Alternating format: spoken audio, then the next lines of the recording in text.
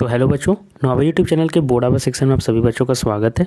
तो बच्चों, ये हमारा आप लोगों का जो क्लास 10th है उसका हम मैथ का यहाँ पे सेट 1 का सॉल्यूशन लेके आए हुए हैं। ठीक है, सेट 1 का। और मैं बता दूं कि ये सेट 1 का सॉल्यूशन के साथ साथ पीडीएफ भी आपको दिया जाएगा। तो वीडियो को लास्ट तक देखिएगा, तभी समझ में आएगा कि पीडीएफ आपको कहाँ मिलेगा। ठीक है, तो चलिए हम ध्यान से आप लोग को पूरा वीडियो देखना है और आपको समझ में आ जाएगा कि कैसे पीडीएफ आपको लेना है। सभी जितने भी मॉडल पेपर हैं आपके मैट्रिक के, सभी के सॉल्यूशन के साथ ही साथ विस्तार से सॉल्यूशन के साथ आपको पीडीएफ मिल जाएगा। तो पूरा देखिएगा वीडियो।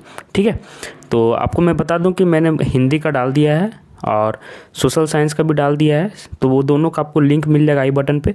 उन लोग का भी पीडीएफ अगर आपको लेना है तो वहाँ पे आई बटन पे देख लीजिए। ठीक है, आई बटन या फिर लास्ट के वीडियो के अंत तक देखिएगा तो यहाँ पे भी दिखने लगेगा। ठीक है, तो चलिए हम यहाँ पे मैथ्स का आपको सॉल्यूशन दिखा देते हैं। ठीक है, और चैनल को जरूर से सब्सक्राइब करके रख लीजिएगा बच्चों, क्योंकि यहाँ पे जो आपका पीडीएफ दिया जाता है वो जो टेलीग्राम ग्रुप से जितने बच्चे जुड़े हुए हैं वहाँ पे 1400-1500 से प्लस बच्चे जुड़े हुए हैं। ठीक है, तो अगर आप भी वहाँ पे जुड़ जाते हैं तो अच्छा रहेगा। टेलीग्राम ग्रुप का नाम यहाँ पे दिख रहा होगा आप लोगों को। तो ये टेलीग्राम ग्रुप का नाम आपको दिख रहा है, तो वो टेलीग्राम ग्रुप में आप लोग को जरूर ज्वाइन कर लेना है। ठीक है, नीचे लिंक भी मैंने दे दिया है इसी ग्रुप का, लेकिन अगर लिंक से नहीं जुड़ पाते तो ये नाम लिख के सर्च कीजिएगा, टेलीग्राम ग्रुप में जुड़ जाइएगा। ठीक है, चलिए सॉल्यूशन पर चलते हैं। 40 मिनट का है और 90 मिनट 1.5 घंटे का एग्जाम होगा। गणित का 40 अंक है, सभी का अंक हैं। 4 विकल्प में एक विकल्प सही होगा। उत्तर गलत अगर रहता है तो कोई भी अंक नहीं काटेगा, नेगेटिव मार्किंग नहीं है। तो सभी क्वेश्चनों का आंसर आपको देना है। फर्स्ट क्वेश्चन देखिए बच्चों, पूछ रहा है 120 को अभाज्य गुणनखंड के गुणनफल के रूप में लिखना है। ठीक है, तो 120 को आप लोग ऐसे करके निकालते थे अभाज्य गुणनखंड अपने। ये आसान क्वेश्चन है, 2 छक 12, 2 6 या 12 जो भी है इस तरह से करके निकाला। देखिए मैंने यहाँ पे जो सॉल्यूशन बनाया है, चलिए मैं आपको दिखा देता हूँ। तो वो सॉल्यूशन वाला में मैं आपको दिखा देता हूँ कि कैसे आपको सॉल्यूशन करना है। तो देखिए यहाँ पे मैंने सेट 1 का जो गणित का इसका सेट 1 का यहाँ पे सॉल्यूशन कर दिया पीडीएफ। ये पीडीएफ आपको मिल जाएगा, मैं जो बना दिया हूँ क्वेश्चन आंसर, वो आपको टेलीग्राम ग्रुप में ही मिल जाएगा। तो टेलीग्राम ग्रुप जरूर जाकर ज्वाइन कर लीजिएगा और वीडियो यहाँ पे पूरा देखा कीजिए। वीडियो देख लेना है तब फिर पीडीएफ डाउनलोड करना है। मैं फिर से बता दे रहा हूँ, वीडियो देखना है तब पीडीएफ डाउनलोड करना है। ये नहीं कि पहले पीडीएफ डाउनलोड कर लीजिएगा। ठीक है, पहले वीडियो देखिए तब पीडीएफ डाउनलोड कीजिएगा। उससे क्या फ़ायदा होगा बच्चों कि आप लोगों को फिर कोई भी तरह का दिक्कत नहीं होगा। तो देखिए यहाँ पे कैसे मैंने निकाला है बच्चों, देखिएगा। ठीक है, 120 को मैंने 2 से किया तो 60 आया, 60 को फिर 2 से किया तो 30 आया, 30 को फिर 2 से किया तो 15 आया, 3 5 15, 3 बार में दिया। तो देखिए यहाँ पे 2 3 बार आ गए हैं, 3 और 5 आया, तो 2 3 बार और 3 और 5, तो ए ऑप्शन इसका सही हो जाएगा, जो आपका ऑप्शन ए आपको दिया हुआ है। ठीक है, चलिए नेक्स्ट क्वेश्चन पर लोग चल जाते हैं बच्चों। तो आपको मैंने बता दिया कि फर्स्ट का आपका कौन होगा, ए ऑप्शन सही होगा। ठीक है, अब बच्चों वीडियो में आगे मैं एक ऐसे ऐप के बारे में बताऊंगा जो आपके परीक्षा के लिए उपयोगी हो सकता है। वहाँ पे आप अपने प्रश्नों का उत्तर जान सकते हैं। ठीक है, तो ये ऐप के बारे में चलिए हम आपको विस्तार में बता देते हैं। मैं अब आपको एक ऐसे ऐप के बारे में बताऊंगा जो आपके स्टडी में काफ़ी ज़्यादा हेल्पफुल रहेगा। चाहे कोई भी क्वेश्चन हो, डाउट हो या फिर कोई कंसेप्ट आपको समझ में ना रहा हो, बोर्ड्स हो या जेईई नीट, पढ़ाई में कोई भी दिक्कत आ रही हो तो उसका सॉल्यूशन है फिलो ऐप। अपने डाउट्स को किसी भी टाइम क्लियर कर सकते हैं 3 ईजी स्टेप्स में। सबसे पहले ऐप स्टोर या प्ले स्टोर में जाकर इसे डाउनलोड करें। अपने फ़ोन नंबर को फिर इजीली साइन अप कर लें। अपने क्वेश्चन का पिक्चर लें या फिर उसे टाइप करके सबमिट कर दें और फिर फिलो ऐप आपको जोड़ देगा 60 सेकंड में इंडिया के टॉप एक्सपर्ट से लाइव कॉल पे। आपके क्वेश्चन में आप कहना चाहते हैं कि बल्ब की पावर कितनी है। अगर बल्ब जो है वो 220 वोल्टेज पर ऑपरेट हो रहा है, राइट। इस बैटरी का जो वोल्टेज है वो आपको गिवन है 220। तो ये आपको सिंपल रिलेशन हो गया यहाँ पर। अब अगर कोई आपको और डाउट है तो आप बताइए। No sir, thank you.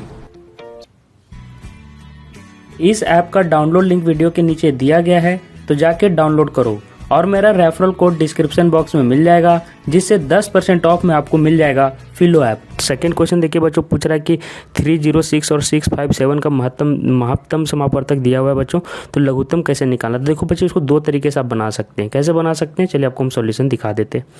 ठीक है, देखिए बच्चों, पहली संख्या गुने दूसरी संख्या बराबर क्या होता है, लघुत्तम गुने महत्तम, है ना। तो यहाँ पे पहली संख्या 306 है और दूसरी संख्या 657 है, और लघुत्तम आपको नहीं पता है और महत्तम आपको पता है 9 बच्चों। ठीक है, तो ये इधर जाके भागा में चल जाएगा। पता होगा कि ये वाला इधर जाके भागा में चला जाता है। तो देखिए भागा में चला गया, ये दोनों ऊपर गुना में है और नीचे ये भागा में आ गया है, देख सकते होंगे। तो ये दोनों को गुना करना है, ये भागा में देना है। तो देखिए 9 से कट जा रहा है, 9 9 1 9 कट गया, लेकिन यहाँ देखिए 9 तिया 27, 3 बचा, 9 चक्के 36, यहाँ पे कट जा रहा है आप देखिए। और फिर 34 को अगर आप 657 से गुना कीजिएगा तो लघुत्तम मिल जाएगा। तो 34 गुने 657 कीजिएगा तो 22,338 आता है, जो कि ऑप्शन नंबर कितना है बच्चों, बी ऑप्शन नंबर आपका सही हो जाएगा। देखिए बी नंबर ऑप्शन आपका इसका सही हो जाएगा। ठीक है, चलिए नेक्स्ट क्वेश्चन पे चलते हैं बच्चों। 12 और 25 का HCF पूछ रहा है, तो HCF भी निकालने का दो तरीका बच्चों, चलिए मैं आपको दिखा देता हूँ। ये क्वेश्चन बनाने का दो तरीका है। देखिए 15 और 25 का HCF निकालने के लिए एक भाग विधि से मैंने बनाया, तो 15 से 25 को 15 से भाग दिया तो 15 एकम 15, 10 बचा। फिर ये 15 यहाँ पे आ जाएगा, आपको पता होगा। तो 10 एकम 10 दिया, 5 बचा। फिर 5 से 10 को फिर से ये यहाँ आ गया, तो 5 दूना 10, तो ये 5 जो भाजक है वही मासा बन गया। ठीक है, अब यहाँ देखिए दूसरा विधि जो है, दूसरा विधि में क्या करते हैं, 15 को अगर आप अभाज्य गुणनखंड के रूप में लिख दिए हैं 3 गुने 5, 25 को भी लिख दिया है 5 गुने 5, बचे 25। दोनों में कॉमन कौन है, तो 5 है, तो यहाँ पे मासा क्या हो गया, 5 हो गया। ठीक है, दोनों में जो कॉमन रहता है वही बनता है, तो मासा 5 हो गया। तो ये कौन सा ऑप्शन सही हो जाएगा, ए ऑप्शन सही हो जाएगा बच्चों 3 का। तो 3 का ऑप्शन नंबर ए आपका सही हो जाएगा। अब देखिए 4th नंबर पूछ रहा है, प्राकृत संख्या का अभाज्य गुणनखंड उसके गुणनखंडों के क्रम को छोड़ते हुए। तो देखिए गुणनखंड का क्रम अगर जैसे 25 है, ध्यान से सुनिएगा, ये ऐसा आंसर क्यों होता है 25। तो 25 अगर 5 के 25 की जगह में दूसरा जगह भी हम ले सकते हैं 36 अगर लेना है। तो देखिए आप इसको कैसे दीजिएगा, 2 18 है 36, फिर 2 9 18, 3 तिया 9। तब देखिए अगर क्रम से अगर सजाते हैं तो 2 गुने 2, 3 गुने 3। अब इसको कोई भी तरीके से आप उलट पलट दीजिए, इसके अलावा कोई भी तरीके से लिखा नहीं जा सकता। तो एक ही तरीके से लिखा जाता है, तो अद्वितीय इसका आंसर सही हो जाएगा बच्चों, 4 का बी हो जाएगा। अब 5th नंबर क्वेश्चन देखिए बच्चों, द्विघात बहुपद पूछ रहा है जिसका शून्यकों का योग दिया हुआ है। मतलब अगर अल्फा और बीटा अगर आप मान लेते हैं इसका शून्यक है, तो अल्फा प्लस बीटा आपको दिया हुआ है कितना, √2, और गुणनफल मतलब कि अल्फा गुने बीटा आपको दिया हुआ है बच्चों 1/3। कैसे बनाएंगे इसको, दो तरीके से मैंने बना दिया है, दोनों तरीके से आप देख लीजिए। ठीक है, देखिए बच्चों द्विघात बहुपद का रूप कैसा होता है बच्चों, ax² plus bx plus c का फॉर्म का होता है। शून्यकों का योग का फॉर्मूला क्या होता है, -b/a, और शून्यकों का गुणनफल क्या होता है, c/a। ठीक है, तो यहाँ से देखिए क्या पे करते हैं हम आगे एक चीज़ देख सकते हैं बच्चों कि क्या बोल रहा है मैंने, कि अब सभी वीडियो क्लास ज्वाइन करने के लिए board our now our YouTube channel से आपको जुड़ना है। ये दो हमारे चैनल हैं, आप देख पा रहे होंगे, ये बोर्ड आवर चैनल है और ये नौ आवर चैनल है। दोनों में आपको आपके बोर्ड से रिलेटेड क्वेश्चन आंसर मिल जाएंगे, इंपॉर्टेंट लेक्चर भी लिए जाते हैं। तो दोनों चैनल जितने भी झारखंड बोर्ड से हैं, आपको आगे जाके जॉब भी अगर लेना है, नौकरी भी लेना है, पॉलिटेक्निक करना है, बीएड करना है, किसी भी तरह की ग्रेजुएशन भी करिएगा, आगे जाके इंटर कीजिएगा, सभी तरह का जानकारी यहाँ पे मिलता है। तो ये चैनल बहुत ही बड़ा चैनल है झारखंड के बच्चों के लिए, तो झारखंड के बच्चे इसे जरूर सब्सक्राइब कर लीजिएगा। देखिए यहाँ पे क्या लिखा हुआ है कि झारखंड बोर्ड स्पेशल 1200 से ज़्यादा बच्चे पिछले साल 75% से अधिक इस चैनल से लाए हैं। तो आप जरूर से इस चैनल से जुड़ जाइए और इस प्रीमियर चैनल का आप फ़ायदा उठाइए। ठीक है, चलिए देखिए -b/a का फॉर्मूला से √2/a यहाँ पे हो जाएगा, और फिर c/a यहाँ पे निकालेंगे तो 1/3 हो जाएगा। वहाँ पे आपको समीकरण दिया हुआ था। तो यदि अगर 3 a को यहाँ पे से देखिए a = 3, अगर a = 3 ले लेते हैं बच्चों, तो यहाँ पे -b क्या हो जाएगा, -b 3 टाइम उससे बढ़ जाएगा, तो 3√2 हो जाएगा। ठीक है, और c = 1 हो जाएगा। यहाँ से देखिए ये 3 से क्यों मल्टीप्लाई हुआ भी बच्चों, क्योंकि यहाँ पे a = 3 है। तो अगर ये वाला आपको तरीका नहीं समझ में आता है तो ये दूसरा तरीका मैंने आपके लिए आसान ढूंढ के रखा है। दूसरा वे यहाँ पे है कि देखिए दूसरा तरीका क्या है, तो x² - अल्फा प्लस बीटा फिर x प्लस अल्फा बीटा, ये समीकरण का रूप होता है बच्चों। तो अल्फा प्लस बीटा की जगह हम बैठा देंगे √2, और फिर यहाँ पे अल्फा इंटू बीटा कितना दिया बच्चों, 1/3। अब सभी को 3 से गुना कर दीजिए, सभी को 3 से, तो 3 से गुना कीजिएगा तो देखिए इस फॉर्म में आ जाएगा।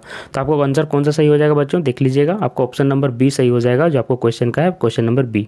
ठीक है, तो 5th का बी हो जाएगा। ठीक है, 5th का बी आपका आंसर सही हो जाएगा।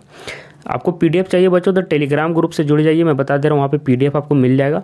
ठीक है, टेलीग्राम ग्रुप में जुड़ जाना है, और टेलीग्राम ग्रुप का नाम आपको मैंने बता ही दिया, नीचे लिंक भी दे दिया है, तो जरूर कर लीजिएगा। अब यहाँ पे देखिए बच्चों शून्यकों का शून्यक दिए हुए हैं, तो अल्फा प्लस बीटा का भी मैंने फॉर्मूला बता दिया, -b/a होगा, तो ये आंसर इसका सही हो जाएगा बच्चों। 7 नंबर क्वेश्चन में देखिए बच्चों पूछ रहा है किसी बहुपद के लिए आकृति, देखिए यहाँ पे एक्स एक्सिस को ये वाला कहीं पे भी काट नहीं रहा है, तो कहीं काट नहीं रहा है, तो शून्यकों की संख्या कितनी हो जाएगी बच्चों, 0 हो जाएगा। तो 7th का आंसर क्या हो जाएगा, 7th का आंसर आपका हो जाएगा ए।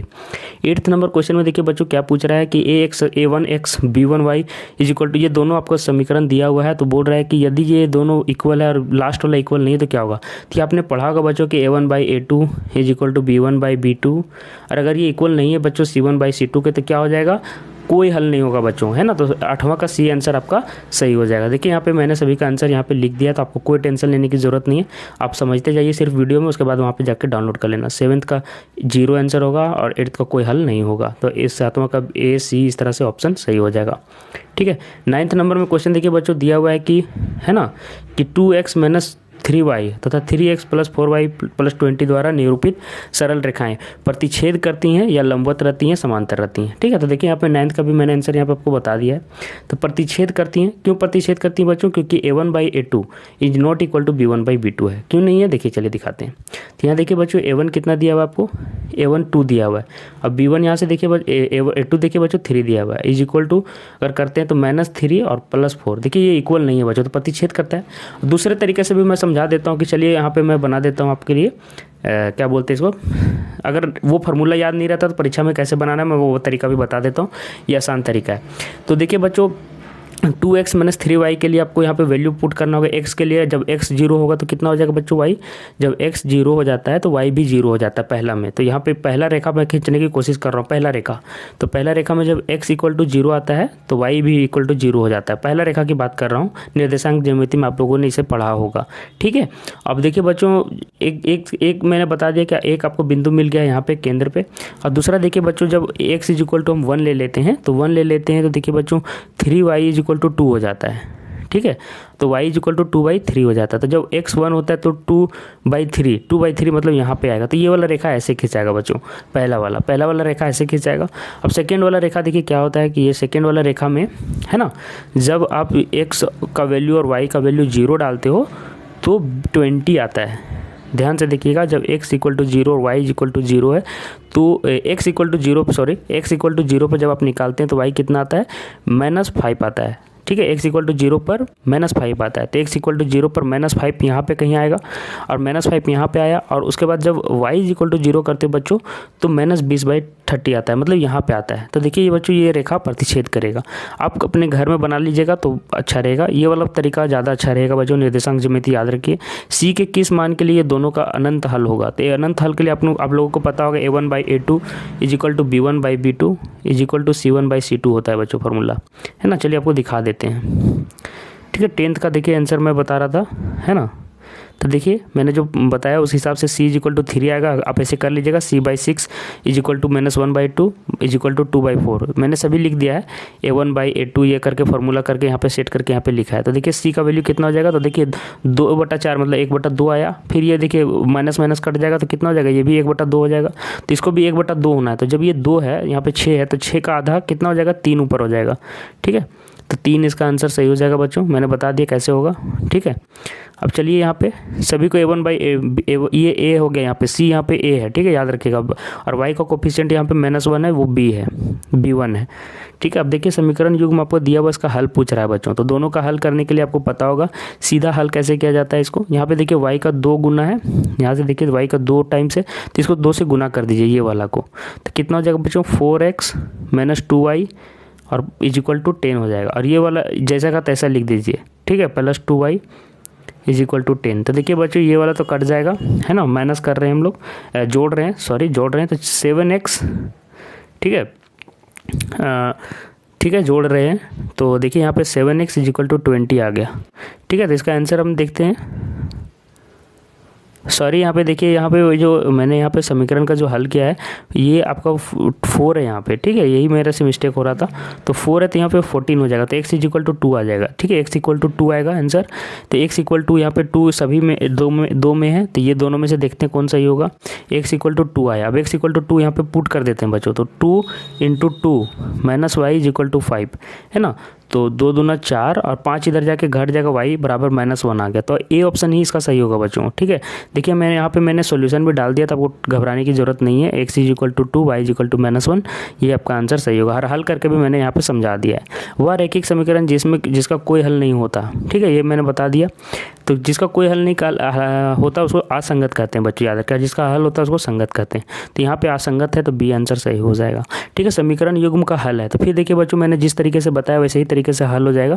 तो देखिए अगर हम दोनों को जोड़ देते हैं, दोनों समीकरण को आप जोड़ दीजिए, x + y = 9 और x - y = 1, दोनों को जोड़िएगा तो ये कट जाएगा और एक्स एक्स 2x हो जाएगा, 2x इक्वल टू 9 और 1 10 हो जाता है।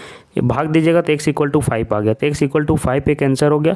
और जब x इक्वल टू 5 है तो देखिए y कितना हो जाएगा, 4 हो जाएगा, है ना, इसमें पुट करने पर। तो 5 और 4 इसका आंसर सही हो जाएगा, मतलब सी ऑप्शन इसका सही हो जाएगा बच्चों। अब देखिए बच्चों निम्नलिखित में कौन सा द्विघात समीकरण, द्विघात समीकरण देखिए बच्चों आपको सॉल्व करना होगा, माइनस प्लस उधर जाके ब्रैक घटाना होगा। तो देखिए बच्चों यहाँ पे एक्स स्क्वायर का टर्म है, यहाँ भी एक्स और गुने एक्स स्क्वायर का टर्म, उधर जाके वो कैंसिल आउट कर देगा, काट देगा, तो ये आंसर गलत होगा। यहाँ पे देखिए बच्चों एक्स स्क्वायर है, यहाँ पे भी एक्स प्लस 1 का स्क्वायर, तो ये एक्स स्क्वायर का टर्म देगा, ठीक है। एक्स क्योंकि आपको पता होगा कि एक्स प्लस 1 का होल स्क्वायर में ए स्क्वायर में एक्स स्क्वायर आ जाता है, फिर बी स्क्वायर में 1 है ना, तो इस तरह से एक्स स्क्वायर यहाँ पे मिल जाता है और ये एक्स स्क्वायर इधर से जाके इसको काट देगा, तो ये नहीं रहेगा। अब ये देखिए बच्चों यहाँ पे एक्स स्क्वायर तो बन जाएगा, लेकिन ये साइड एक्स स्क्वायर नहीं बनेगा क्योंकि 2x बनेगा, तो ये आंसर सही होगा। अब ये देखिए डी नंबर में एक्स स्क्वायर इधर है, इधर x माइनस 2 है, तो ये भी आंसर सही हो जाएगा। तो दोनों आंसर सही हो जाएगा, ये सी और डी। 15 का नंबर देखिए बच्चों, यदि विविक्तर डी का वैल्यू आपको 0 से ज़्यादा है तो मूल क्या होते हैं बच्चों। डी का वैल्यू आप लोग याद रखिए, इसको बहुत इंपॉर्टेंट एग्जाम में हमेशा आता है, D is equal to B square minus 4ac होता है, इसको एकदम याद रख लीजिए, ठीक है। इसको विविक्तर भी बोलते हैं। तो डी जब 0 से बड़ा होता है बच्चों तो याद रखिए 2 वास्तविक मूल्य और असमान, अगर लिखना चाहते हैं तो लिख लीजिए 2 वास्तविक मूल्य असमान, ठीक है। और डी इज इक्वल टू जब 0 हो जाते हैं बच्चों तो वास्तविक और दोनों समान, ठीक है। और डी इज इक्वल टू जब लेस देन 0 होते बच्चों तो काल्पनिक रूट बनते हैं, ठीक है। तो यहाँ देखिए डी इज ग्रेटर देन 0 है तो वास्तविक और भिन्न, इसका आंसर सही हो जाएगा। 15 के ए ऑप्शन यहाँ पे सही हो जाएगा। यहाँ पे भी आप आंसर देख सकते हो, मैंने सभी को यहाँ पे बता दिया है बच्चों, ठीक है, वास्तविक और भिन्न। अब देखिए 16 नंबर क्वेश्चन हम चलते हैं। द्विघात समीकरण के मूलों की प्रकृति कैसी है, यहाँ से डी आप निकाल लीजिए बच्चों। डी कैसे निकलेगा, बी स्क्वायर अभी मैंने बताया माइनस 4ac, तो यहाँ पे बी कितना है बच्चों 1 है, तो 1 का स्क्वायर, देखिए बी इसका कोफिशिएंट एक्स का, अभी मैंने आपको एक बता दिया था कि a x square plus b x plus c के फॉर्म में होता है कोई भी मतलब कि समीकरण। तो यहाँ पे बी इसको मैं कह रहा हूँ एक्स का कोफिशिएंट, ठीक है। तो 1 स्क्वायर माइनस 4ac में, तो 4 और ए कितना 1 है और सी कितना है -1 है। तो देखिए बच्चों 1 प्लस 4 हो जाता है, मतलब 5 आ जाता है, मतलब पॉजिटिव आया। और पॉजिटिव आया जब डी ग्रेटर देन 0 तो क्या होगा, वास्तविक और असमान, ठीक है। तो बी ऑप्शन इसका सही हो जाएगा बच्चों। देखिए तो 16 का बी ऑप्शन यहाँ पे आपका सही हो जाएगा। देखिए मैं यहाँ पे बना भी दिया, आपको समझा भी दिया है, आप चाहें तो इसको आप यहाँ पे ये PDF आपको मिल जाएगा टेलीग्राम पे, ठीक है। चलिए नेक्स्ट क्वेश्चन पर चलते हैं। 17 नंबर क्वेश्चन चलिए बच्चों देखते हैं। 17 नंबर क्वेश्चन देखिए क्या पूछ रहा है कि यहाँ पे 2 आपको दिया हुआ है कि समीकरण के 2 भिन्न वास्तविक मूल होंगे। तो ये अभी मैंने बता दिया कि B square minus 4ac greater than 0 होना चाहिए, तो 17 का सी ऑप्शन आपका सही हो जाएगा। ये अभी मैंने आपको बता दिया था डी के बारे में। तो द्विघात समीकरण का विविक्तर क्या होता है बच्चों, तो इसका विविक्तर निकालना पड़ेगा। तो क्या होगा, D is equal to formula से, देखिए कितना क्वेश्चन इसी से आया है, तो 4ac निकालना होगा। तो बी स्क्वायर यहाँ पे -1 स्क्वायर हो जाएगा बच्चों, -4ac है ना, 4a कितना है 1 है और c कितना है 3 है, ठीक है। तो 1 और इधर -12 मतलब -11 आ रहा है बच्चों, देख लीजिए करके देखिएगा, तो डी ऑप्शन इसका सही हो जाएगा, ठीक है। चलिए अगला क्वेश्चन चलते हैं। यदि द्विघात समीकरण का मूल समान हो तो k का मान ज्ञात करने बोल रहा है बच्चों। तो k का मान ज्ञात करना है तो d इज इक्वल टू यहाँ पे 0 है, तो d इज इक्वल टू 0 है, मतलब बच्चों बी स्क्वायर माइनस 4ac जो है वो इक्वल टू 0 है। बी स्क्वायर का वैल्यू पुट करते हैं, तो -4 स्क्वायर -4, देखिए b का वैल्यू यहाँ पे 4 है इसीलिए मैंने 4 किया। a कितना है, a 1 है और c कितना है बच्चों, c k है, तो इक्वल टू 0 हो गया। तो 4 चौके कितना होता है बच्चों 16, इसका आगे मैं यहाँ पे आगे बना रहा हूँ, तो 16 इज इक्वल टू और -4ac मतलब -4k, ठीक है। और -4k उस साइड जाएगा क्या हो जाएगा बच्चों, +4k, ठीक है। तो कितना आ गया 4k इज इक्वल टू 16 हो गया बच्चों। तो यहाँ पे भाग दीजिएगा तो कितना आ जाएगा, k इज इक्वल टू 4 आ जाएगा, ठीक है। तो कौन सा ऑप्शन सही हो जाएगा, ए ऑप्शन सही हो जाएगा, ठीक है। मैंने वहाँ पे बना दिया तो आप टेंशन नहीं लेना, अगर नहीं भी समझ में आया तो यहाँ पे देखो सारे क्वेश्चंस का सॉल्व मैंने कर दिया है, ठीक है, वो आपको मिल जाएगा। चलिए 19 हो गया, 20 में हम लोग चलते हैं बच्चों। चलिए हम लोग 20 में चलते हैं। द्विघात समीकरण का मूल ज्ञात करना है, तो मूल ज्ञात करना आपको मैंने बता दिया है, एक्स स्क्वायर माइनस 5x, ठीक है। इसको फैक्टराइज करेंगे बच्चों, तो फैक्टराइज करना आप लोग को आता होगा, ठीक है। ये दोनों का कोफिशिएंट का मल्टीप्लिकेशन होता है, तो 1 और इंटू 6। अब 6 को हम यहाँ पे 2 और 3 के मतलब कि फैक्टर के रूप में लिख सकते हैं, तो क्या हो जाएगा x square minus 2x minus 3x plus 6, ठीक है। तो देखो x यहाँ पे कॉमन लेंगे, x माइनस 2 माइनस 3 ले लेते हैं बच्चों, x फिर -2, तो x -3 और x -2 यहाँ पे बन रहा है। तो ये अगर बराबर के वो साइड जाएगा तो 3 और 2 रूट देगा, तो 3 और 2 रूट देगा, तो 2 और 3 रूट देखिए बी ऑप्शन में आपको दिख रहा है। यहाँ पे मैंने फैक्टराइज कर दिया है, तो आप यहाँ पे भी फैक्टराइज करके देख सकते हैं कैसे मैंने किया है। चलिए 12 नंबर क्वेश्चन, 21 नंबर क्वेश्चन चलते हैं बच्चों। 21 में देखिए पूछ रहा है एपी में कौन है। एपी में याद रखिएगा कि डी जो होता है मतलब कि कॉमन डिफरेंस जिसको बोलते हैं, है ना, जिसमें सभी का मतलब कि अगला टर्म से घटने पर डी समान आना चाहिए। तो देखिए ये वाला आंसर सही हो जाएगा। 3 में 1 गया 2, 3 में 5 में 3 गया 2, तो इस सब में 2 का अंतर आ रहा है। यहाँ पे देखिए 4 में 2 गया तो 2 का अंतर है, लेकिन 8 में 4 जाता है तो 4 का अंतर रहता है। इसमें 25 में 5 जाता है तो 5 का अंतर है, लेकिन 125 में 25 जाता है तो 100 का अंतर है। बी ऑप्शन इसका सही हो जाएगा 21 का। 22 नंबर क्वेश्चन में पूछे बच्चों, देखिए A10 पूछ रहा है 10वां टर्म, तो क्या होता है बच्चों A + n-1 इंटू डी। ठीक है, तो डी यहाँ से निकालिएगा तो 7 में 2 गया तो 5 आया, डी इक्वल टू 5 आया। ठीक है, डी इक्वल टू 5 आया। अब देखिए यहाँ पे हम कैसे निकालेंगे, तो 2 प्लस और हमको 10वां टर्म निकालना है, तो 10 में 1 गया 9 और 5 इधर आया, तो 9 × 5 = 45 और 2 = 47। ठीक है, तो यहाँ पे ऑप्शन नंबर सी आपका सही हो जाएगा। ठीक है, यहाँ पे मैंने सॉल्व करके बता दिया है बच्चों, आप यहाँ पे भी देख सकते हो, मैंने सारी चीज़ें वहाँ पे अच्छे से सॉल्व करवा दी है। अब देखिए बच्चों ये वाला जो क्वेश्चन है आपको पूछ रहा है कि 2 अंक वाली कितनी संख्या है 3 से विभाज्य है। तो 2 अंक का पहला संख्या जो विभाज्य है वो 12 होगा बच्चों, और उसके बाद बढ़ते जाएगा और सबसे लास्ट 99 जाता है बच्चों। ठीक है, इसका फॉर्मूला क्या होता है एस एन का फॉर्मूला होता है n/2 इंटू A1 + AN। ठीक है, ये आपको फॉर्मूला आता है, या फिर A1 इंटू AL भी लिख सकते हैं जो लिखा रहता है। ठीक है, तो AL भी लिख सकते हैं लास्ट टर्म, लेकिन AN भी लिख सकते हो। और दूसरा फॉर्मूला एक और होता है SN का, n/2 into 2A + n-1 into D भी होता है। ठीक है, तो ये फॉर्मूला यहाँ पे नहीं लगेगा, हम सिर्फ पहले n निकाल लेते हैं क्योंकि n का जरूरत पड़ रहा है। तो n कैसे निकालते हैं बच्चों, तो देखिए यहाँ पे कैसे बनाना है, 12 फिर 15 फिर 18 ऐसे करके बढ़ते जाएगा डॉट डॉट डॉट, और फिर आ जाता है लास्ट में 99। तो 99 कौन सा टर्म है तो उसे पता चल जाएगा कि कितनी यहाँ पे संख्याएं हैं। तो 99 को लिखना होगा 99 = A प्लस, तो 12 + A + n-1 इंटू डी। तो n हमको निकालना है, तो n-1 इंटू डी कितना है बच्चों, 3 का अंतर चल रहा है। तो 99 में 12 उधर जाके घट जाता है बच्चों, तो कितना हो जाएगा 87 हो जाएगा। 87 = 3n-3 हो जाएगा। देखिए हम कैसे कैसे बनाते जा रहे हैं। 87 में ये फिर 3 जाकर उधर जुड़ जाएगा। ठीक है, तो 90 = 3n हो जाएगा बच्चों, और n कितना आ जाएगा बच्चों, आपको 30 आ जाएगा, n आपका 30 आएगा। तो 30 संख्याएं हैं, तो यहाँ पे हम क्या करेंगे, देखिए यहाँ पे मैंने आपको सॉल्व कर दिया है, आप देख सकते हैं। ठीक है, देख लीजिए n = 30 आया है, और फिर 30 आने के बाद मैंने यहाँ पे शायद सिर्फ ये नंबर ऑफ टर्म ही पूछा है ना बच्चों। हाँ, तो 30 इसका आंसर सही हो जाएगा, बी ऑप्शन इसका सही हो जाएगा। ठीक है, सम नहीं पूछ रहा है, मैंने सोचा सम पूछ रहा है, थोड़ा सा पढ़ने में गलती हुआ है बच्चों, कोई बात नहीं। यहाँ पे सिर्फ नंबर ऑफ टर्म पद पूछ रहा है, कितने पद हैं। 0 से 50 के बीच विषम संख्या को योग, देखिए यहाँ पे योग पूछ रहा है, तो ये वाला योग वाला फॉर्मूला भी जो मैंने बताया, SN = n/2 A + AN, ये लगेगा फॉर्मूला। और AN के लिए यहाँ पे n निकालना पड़ेगा, तो पहले n निकाल लेते हैं। तो n कैसे निकालेंगे, पहले यहाँ पे विषम संख्या किससे शुरू होगा, 1 से 3 से 5 से पढ़ते जाएगा, और फिर यहाँ पे लास्ट में 49 आएगा। तो 49 में कौन सा कितना टर्म है, चलिए गिन लेते हैं।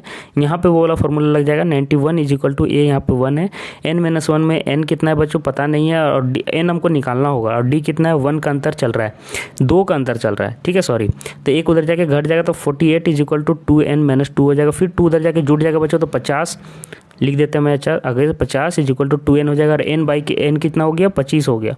अब n 25 हो गया तो फॉर्मूला में पुट कर देते हैं, SN वाला फॉर्मूला में, तो n/2 देखिए n/2, फिर शुरू का डिजिट और फिर लास्ट का जो सीरीज में है 100, सबसे लास्ट सीरीज में 49 है।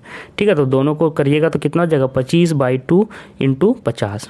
ठीक है, 25 से कट जाएगा, और 25 है कितना होता है बच्चों, 625 होता है। तो 625 इसका आंसर सही हो जाएगा, सी ऑप्शन।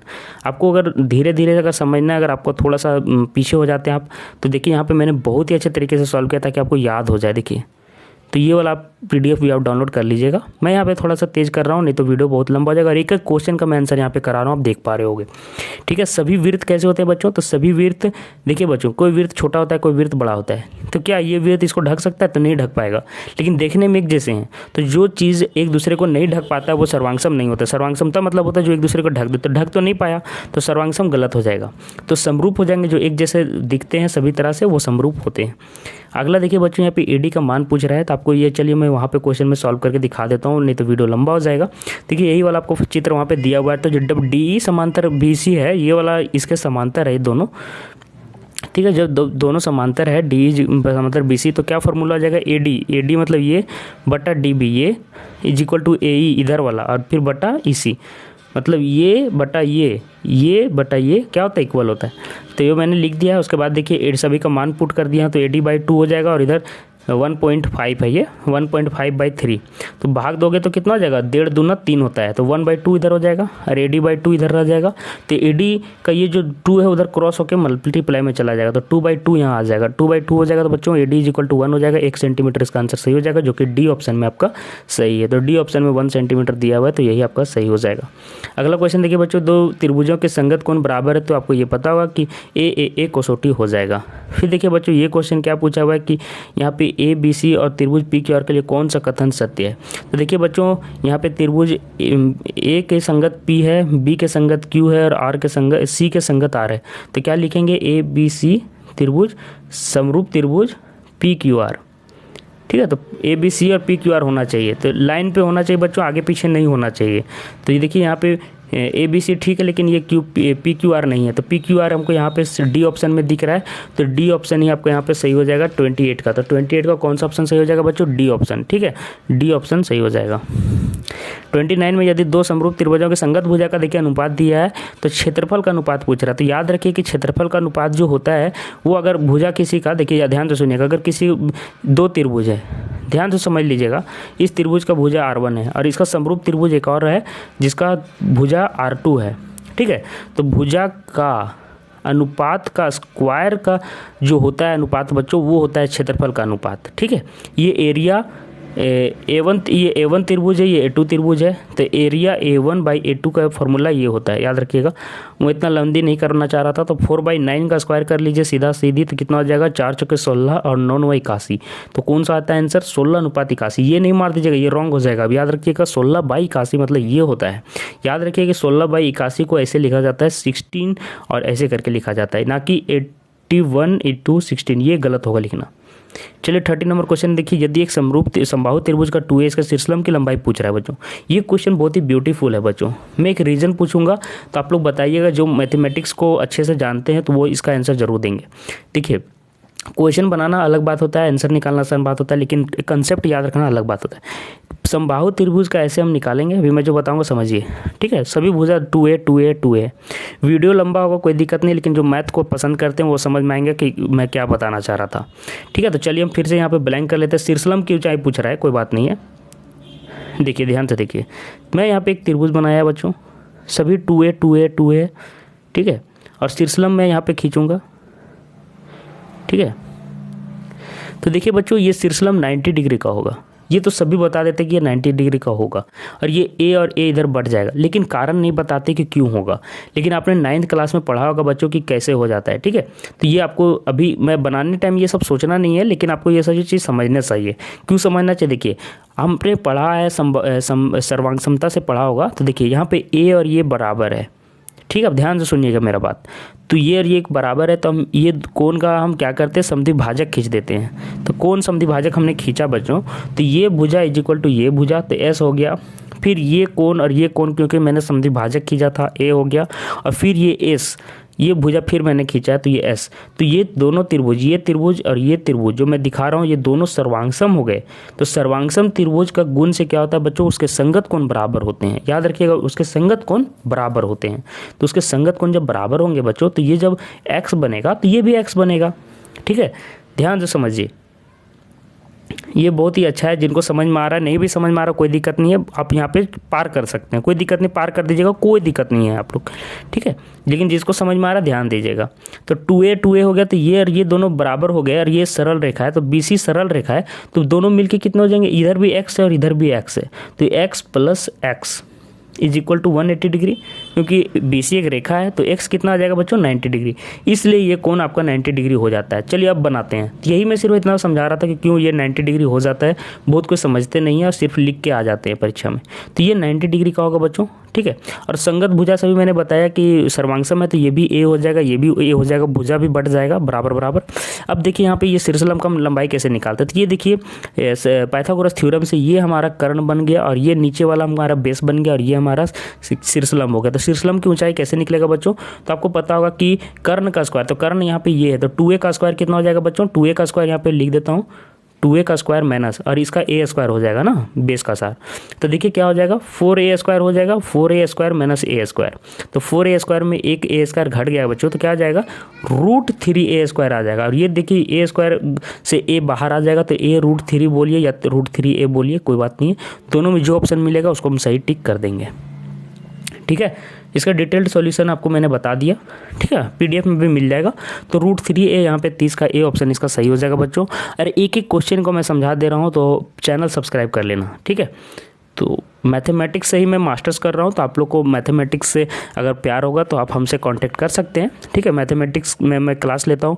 और मैं बता दूँ कि जो बच्चे सेंट जेवियर्स कॉलेज रांची में एडमिशन लेना चाहते हैं, तो मैं सेंट जेवियर का ही पास आउट हूँ, सेंट जेवियर्स कॉलेज रांची से। तो आपको सेंट जेवियर्स में अगर आपको पास आउट करना है तो बच्चों मैथ का अच्छा बुक आप जरूर से प्रैक्टिस कीजिए, नहीं तो बाद में दिक्कत होगा। मैं फिर से बता दे रहा हूँ, बहुत सारे बच्चे लास्ट में पूछते हैं कि सर सेंट जेवियर्स में कैसे एडमिशन लेंगे सर। तो देखिए कैसे एडमिशन लेना है, मैं 2014 में ही मतलब जेवियर से निकल गया हूँ, तो 7-8 साल हो चुके हैं मुझे इंटर किए हुए। तो आप लोग समझ पा रहे होंगे मैं आपसे कम से कम 10 साल सीनियर हूँ। तो आप लोग कम से कम क्या कर सकते हैं कि देखिए आप लोग क्या करना है कि मैथमेटिक्स का जो केसी सिन्हा है, या फिर जो क्लास 10th का होगा, या फिर केसी सिन्हा या फिर आर डी शर्मा, ये दोनों बुक में से कोई एक बनाना है। अगर इंग्लिश मीडियम से तैयारी करना है तो बेस्ट रहेगा, आर डी शर्मा मैं बोलूँगा ज़्यादा अच्छा रहेगा। इस पर रिगार्डिंग एक बुक भी बना, मतलब कि एक वीडियो मैं बना दूंगा, तो आप उसी से तैयारी कीजिएगा, नहीं तो केसी सिन्हा से भी कर सकते हैं, ठीक है। अब चलिए यहाँ पर फिर से पूछ रहा है कि त्रिभुज ABC में ये AB BC AC सभी का मान दिया हुआ है, तो कौन B का मान पूछ रहा है बच्चों। तो देखिए बच्चों पाइथागोरस 3 का आपने पढ़ा होगा, जैसे कि 2, 3 और 4, 2, 3 और 4, हाँ देखिए 2 दूना 4, 3 3 9, ये नहीं है सॉरी, 4, 5 और 3 है ना, ये है। तो ये पाइथागोरस त्रिक है बच्चों। पाइथागोरस त्रिक मतलब 3 3 9 और 4 चौके 16, ये दोनों जोड़ के इसके स्क्वायर के बराबर होता है। आपको पता होगा क्या होता है कि आधार का स्क्वायर प्लस लंब का स्क्वायर, ठीक है, किसके स्क्वायर के बराबर होता है, कर्ण के स्क्वायर के बराबर होता है। तो हम देख सकते हैं यहाँ पे कि 6 6 36 इसका होता है जोड़, ठीक है। और इसका कितना होता है 6 6 36 तिया कितना होता है, तो 35 तिया कितना हो जाता है बताओ, 35 दूनी 70, 105 होता है। और फिर है ना 35 तिया हमको 36 तिया निकालना है, तो कितना हो जाएगा, इधर 36 आता है। और यहाँ पे आप नहीं तो गुना भी कर लीजिएगा, 36 को कितना से करना है, 36 को आपको गुना करना है 3 से, है ना। तो 6 तिया 18 और 110, 108 आता है ना बच्चों। तो 108 और 36 को आप जोड़ते हो तो कितना आता है, 144 आ रहा है। जोड़ के देख लेना आप, 144 क्या है, 144 12 का स्क्वायर ही तो है, तो कर्ण का स्क्वायर बन गया। तो ये पाइथागोरस त्रिक बनाते हैं, देखिए यहाँ पे मैंने बता दिया है, ठीक है। पाइथागोरस त्रिक है, ये देख लीजिए, ये पाइथागोरस त्रिक है। तो आप यहाँ से ऐसे करके समझ सकते हैं कि कौन भी कितना हो जाएगा, 90 डिग्री हो जाएगा। कर्ण के सामने की कोण कितना होता है, 90 डिग्री होता है, ठीक है, कर्ण के सामने का कोण, ठीक है। एक वृत्त की कितनी स्पर्श रेखाएं खींची जा सकती हैं बच्चों, बहुत सारी स्पर्श रेखाएं खींची जा सकती है। ऐसे खींच सकते हैं, ऐसे खींच सकते हैं, ऐसे खींच सकते हैं, ऐसे खींच सकते हैं। यही चित्र आपके बुक में बनाया हुआ होगा, आप देख सकते होंगे। ऐसे करके अनंत रेखाएं खींची जा सकती है, तो इसका सी ऑप्शन सही हो जाएगा। देखिए बच्चों एक वृत्त का केंद्र दिया हुआ है और किसी बिंदु से वृत्त पर खींची गई स्पर्श रेखाएं, रेखा की लंबाई दे दिया है 12 सेंटीमीटर, वृत्त की त्रिज्या पूछी जा रही है। बहुत ही अच्छा क्वेश्चन है, ऐसे कर लीजिए, ऐसे कर लीजिए। यहाँ पे मैंने एक खींच दिया, यहाँ से एक आपका त्रिज्या हो गया, और ऐसे करके चित्र बनेगा, ठीक है। त्रिज्या में आपको यहाँ पे ये 13 सेंटीमीटर दिया हुआ है, और ये आपको दिया हुआ है कि स्पर्श रेखा की लंबाई 12 सेंटीमीटर है। स्पर्श रेखा की लंबाई 12 सेंटीमीटर है, तो स्पर्श रेखा की लंबाई 12 सेंटीमीटर है। और केंद्र से दूरी देखिए बच्चों, केंद्र से दूरी 13 है। तभी मैंने बताया कि 12, 13 और 5 मतलब कि त्रिक हैं, तो ये डायरेक्ट आंसर आ जाएगा 5। लेकिन अगर आप लोग निकालना चाहें तो निकाल सकते हैं। आपको क्या करना होगा, 13 का स्क्वायर माइनस रूट के अंदर 13 स्क्वायर माइनस 12 स्क्वायर करेंगे, तो 13 13 169 होता है बच्चों, 12 12 144 होता है। तो घटाइएगा कितना होगा, 169 में 144 घटाइएगा 25 आएगा, और 25 का रूट अंडर कितना होता है, 5 के बराबर होता है। तो 5 ही आंसर आएगा। मैं सीधा आपको, जिनको पाइथागोरस त्रिक याद है वो बहुत जल्दी बना सकते हैं। देखिए मैंने यहाँ पे बना दिया, आप देख सकते हैं, चित्र भी बना दिया है, तो आप बना देख लीजिएगा। उसी तरह से नेक्स्ट क्वेश्चन उसी के समान है बच्चों, देख लीजिएगा। एक बिंदु Q से वृत्त पर स्पर्श रेखा, फिर से वैसे ही चित्र बनाना है, ऐसे करना है, और ऐसे करके ऐसे जाएगा चित्र आपका। ठीक है। ये आपको 24 दिया हुआ है और ये आपको 25 दिया हुआ है। आपको पता होगा स्पर्श रेखा पर बना कोण केंद्र उसकी त्रिज्या से 90 डिग्री बनाता है, तो यहाँ पे 90 डिग्री नहीं देना भूलिएगा। और यहाँ पे ये रेखा पूछ रहा है, तो 24 और 25 के साथ अगर आपको देखना चाहते हैं तो देखिए इसका भी पाइथागोरस त्रिक तो याद नहीं रह पाएगा, तो यहाँ पे देखिए कैसे निकलता है। तो 24-25 के साथ 7 इसका पाइथागोरस त्रिक होता है। चाहो तो याद रख सकते हो तो जल्दी बन जाएगा, लेकिन ये तरीका भी है कि इसका स्क्वायर है ना, इसका स्क्वायर को इससे माइनस कर दीजिएगा रूट के अंदर, तो यह भी निकल जाएगा पाइथागोरस थ्योरम से। 35 का आंसर देख लो बच्चों। 35 में पूछ रहा है दो सकेंद्रीय आपका दिया हुआ है कि वृत्त है, बड़े का 5 है, छोटा का 3 है, तो वृत्त का जीवा की लंबाई ज्ञात करना है जो स्पर्श रेखा को पार करे, मतलब इसकी लंबाई ज्ञात करना है AB, जो मैं यहाँ पे AB दिखा रहा हूँ। तो इसकी लंबाई कैसे निकाल सकते हैं बच्चों, तो इसको दोनों को छोटा का दोनों के त्रिज्या मतलब दोनों के जो संकेंद्रीय है मतलब कि दोनों का जो केंद्र है उससे जोड़ देंगे। तो ये आपको पता होगा बच्चों, अभी मैंने समझा दिया कि यहाँ से एक सीधा खींच दीजिएगा, स्पर्श रेखा पे 90 डिग्री बनता है तो यहाँ पे 90 डिग्री दे देना बच्चों आप लोग, ठीक है। अब बड़े का यहाँ पे 5 हो जाएगा क्योंकि बड़े का त्रिज्या 5 है और छोटे का त्रिज्या यहाँ पे 5 हो गया। अब ये देखिए छोटे का त्रिज्या यहाँ पे 4 लिख देंगे ये वाला, ठीक है। नहीं तो होता है तो मैं कलर बदल देता हूँ ताकि आपको समझ में आएगा, ठीक है। तो देखिए ये 4 हो जाएगा, इधर 4 हो जाएगा, ये 5 हो गया, तो ये पाइथागोरस त्रिक से अभी मैंने बताया ये 3 हो जाएगा, ठीक है। तो ये 5 और ये 4 है, इधर नहीं 3 है, सॉरी ये 3 दिया हुआ है ना, ये 3 दिया हुआ तो ये 4 आ जाएगा, तो 4 इधर आ जाएगा, 4 इधर आ जाएगा, 8 हो जाएगा। जिनको समझ में आया अच्छी बात है, यहाँ पे नहीं तो देख सकते हो मैंने समझा दिया है, ठीक है। यहाँ पे भी आप देख के समझ सकते हो, ठीक है। अगला क्वेश्चन चलिए बच्चों, थीटा केंद्रीय कोण का r त्रिज्या वाले त्रिज्यखंड का क्षेत्रफल। आपको सभी को पता होगा कि जब ऐसा रहता है यहाँ पे थीटा डिग्री बनता है तो क्या होता है, फॉर्मूला आपका होता है, क्षेत्रफल का पूछ रहा है तो पाई आर स्क्वायर लगना जरूरी है, तो पाई आर स्क्वायर जो जिसमें नहीं है काट देंगे हम, ठीक है। पाई यहाँ पे भी है पाई आर स्क्वायर, सॉरी, तो ये दोनों क्वेश्चन में हमको देखना है, लेकिन त्रिज्या खंड का पूछ रहा है तो हम सिर्फ थीटा डिग्री पे कंसंट्रेट करेंगे। तो ये आपका क्वेश्चन का आंसर सही हो जाएगा, बी ऑप्शन सही हो जाएगा। 36 का बी ऑप्शन आपको यहाँ पे करेक्ट दिया हुआ है। क्या होता है बच्चों, theta by pi r square theta by 360 degree आपका आंसर हो जाएगा, क्योंकि थीटा का 360 के साथ क्या रेशियो है उसके हिसाब से फिर इसको हम क्या करते हैं, अनुपात क्या उसको पाई आर स्क्वायर थीटा से गुना कर देते हैं, ऐसा फॉर्मूला आपका लिखा जाता है 360 डिग्री। तो ये आपको ऑप्शन कहाँ पे दिया है, बी ऑप्शन में। वृत्त की सबसे बड़ी जीवा को क्या कहते हैं बच्चों, तो व्यास कहते हैं। ये तो आसान क्वेश्चन था, आप लोग चित्र से समझना चाहते थे यहाँ समझ लीजिए, तो ये चित्र में यहाँ पे मैंने बता दिया है, ठीक है। तो सभी तरह की जीवा मैंने खींच के देखा तो सबसे लंबी जीवा कहाँ बनी थी, व्यास पर बनी थी, तो व्यास इसका आंसर सही हो जाएगा। अब देखिए बच्चों नेक्स्ट क्वेश्चन जो आपके हमको लग रहा है कि हाँ चाप की लंबाई पे है, मतलब चाप की लंबाई क्या है, उसके परिधि से परिमाप से जुड़ा हुआ है, तो क्या होता है ये 2 पाई आर होता है। तो जहाँ पे 2 पाई आर नहीं रहेगा काट देंगे, ये कट जाएगा, ये कट जाएगा, और 6 पाई आर ये भी नहीं होगा, तो ये आपको आंसर सही हो जाएगा। थीटा के साथ क्या अनुपात है उसके हिसाब से फिर हम लोग इसका चाप का लंबाई निकालते हैं, ठीक है। यहाँ पे मैंने चित्र भी बता दिया है ताकि आप लोग को समझ में आ जाए, ठीक है। चलिए बच्चों हम लोग 39 में चलते हैं। 6 सेंटीमीटर वृत्त के त्रिज्यखंड पर 60 डिग्री कोण अंतरित करती है तो क्षेत्रफल ज्ञात करना है त्रिज्यखंड का। अब देखिए क्या क्वेश्चन पूछा है, 6 सेंटीमीटर इसका त्रिज्या है, तो ऐसे यहाँ पे बनेगा चित्र, यहाँ पे 60 डिग्री है, यहाँ पे बड़ा बना देता हूँ मैं आप लोगों के लिए, ये 60 डिग्री है बच्चों, 60 डिग्री, और ये 6 सेंटीमीटर है और ये भी 6 सेंटीमीटर है। तो मुझे क्षेत्रफल ज्ञात करना है इसके अंदर वाला, तो आपको मैंने भी बताया कि pi r square theta by 360 degree होता है। तो क्या करेंगे, पाई का वैल्यू लिख देंगे, यहाँ पे फॉर्मूला आपको याद रखना है पाई आर स्क्वायर, तो लिख देता हूँ मैं पाई आर स्क्वायर, ठीक है, थीटा बाई 360 डिग्री, यही है तो क्वेश्चन है, आसान है। तो 22/7 और आर का वैल्यू दिया है गुने 6 कर देते हैं बच्चों। थीटा का वैल्यू कितना दिया बच्चों, थीटा का वैल्यू 60 दिया हुआ है और बटे 360 हो जाएगा, तो थीटा बटे 360 डिग्री हो जाएगा, तो 60/66 हो जाएगा, तो 6 कट जाएगा, 22×6 132/7, 132/7 आपको कहाँ दिख रहा है, ए ऑप्शन सही हो जाएगा। 40 नंबर क्वेश्चन देखिए, 7 सेंटीमीटर का आपको रस्सी बांध दिया गया, तो भाग का क्षेत्रफल ज्ञात करना है, तो ये आपको वृत्त बनेगा चारों तरफ। आखिर यहाँ पे घोड़ा इधर भी चढ़ सकता है, खाते गोल गोल घूम सकता है। आपने देखा होगा बकरी को या जो भी बांधा हुआ रहता है, तो बकरी यहाँ से बांधा हुआ रहता है, तो इधर खाती है, इधर से खींचती है रस्सी को, इससे लेकिन बाहर नहीं जा पाती है क्योंकि रस्सी उतना लंबा नहीं रहता है, तो ये इतनी ही रस्सी के गोला में घूम सकता है घोड़ा। तो घोड़ा 7 सेंटीमीटर के त्रिज्या में घूम सकता है, तो घोड़ा कितना घास चढ़ सकता है क्षेत्रफल पे, तो क्या हो जाएगा, पाई आर स्क्वायर हो जाएगा बच्चों।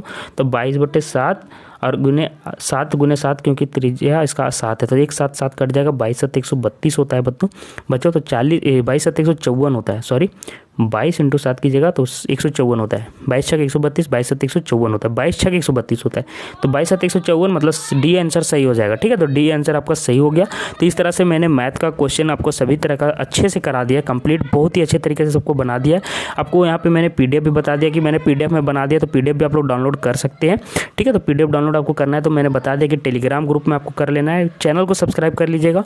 इसके अलावा बाकी जो विषय का मैंने कराया, देखिए यहाँ पे एंड स्क्रीन में दिख रहा होगा बच्चों, तो एंड स्क्रीन में जो जो विषय का दिख रहा है उसको कर लीजिएगा। आज के लिए बस इतना ही बच्चों, धन्यवाद।